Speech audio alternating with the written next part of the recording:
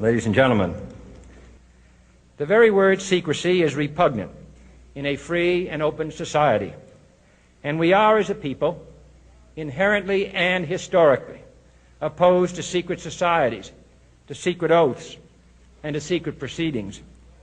We decided long ago that the dangers of excessive and unwarranted concealment of pertinent facts far outweighed the dangers which are cited to justify it. Even today, there is little value in opposing the threat of a closed society by imitating its arbitrary restrictions. Even today, there is little value in ensuring the survival of our nation if our traditions do not survive with it. And there is very grave danger that an announced need for increased security will be seized upon by those anxious to expand its meaning to the very limits of official censorship and concealment. That I do not intend to permit to the extent that it's in my control. And no official of my administration, whether his rank is high or low, civilian or military, should interpret my words here tonight as an excuse to censor the news, to stifle dissent, to cover up our mistakes, or to withhold from the press and the public the facts they deserve to know. For we are opposed around the world by a monolithic and ruthless conspiracy that relies primarily on covert means for expanding its sphere of influence, on infiltration instead of invasion, on subversion instead of elections, on intimidation instead of free choice, on guerrillas by night instead of armies by day.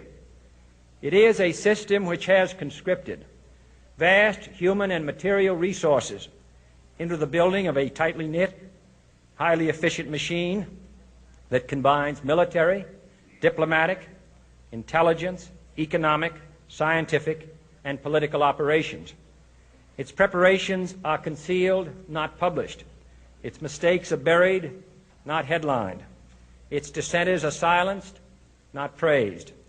No expenditure is questioned, no rumor is printed, no secret is revealed. No president should fear public scrutiny of his program, for from that scrutiny comes understanding, and from that understanding comes support or opposition, and both are necessary. I am not asking your newspapers to support an administration, but I am asking your help in the tremendous task of informing and alerting the American people. For I have complete confidence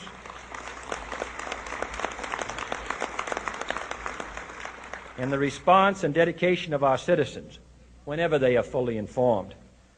I not only could not stifle controversy among your readers, I welcome it. This administration intends to be candid about its errors. For as a wise man once said, an error doesn't become a mistake until you refuse to correct it. We intend to accept full responsibility for our errors, and we expect you to point them out when we miss them.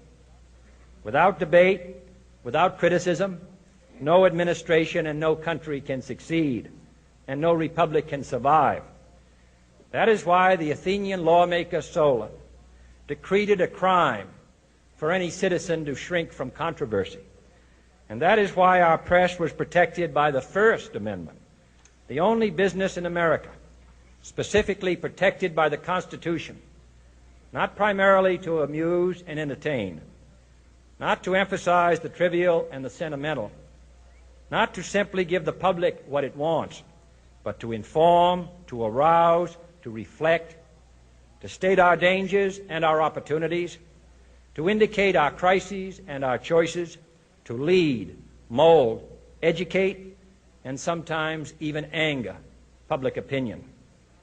This means greater coverage and analysis of international news, for it is no longer far away and foreign, but close at hand and local. It means greater attention to improved understanding of the news, as well as improved transmission. And it means, finally, that government at all levels must meet its obligation to provide you with the fullest possible information outside the narrowest limits of national security. And so it is to the printing press, to the recorder of man's deeds, the keeper of his conscience, the courier of his news, that we look for strength and assistance, confident that with your help, man will be what he was born to be, free and independent.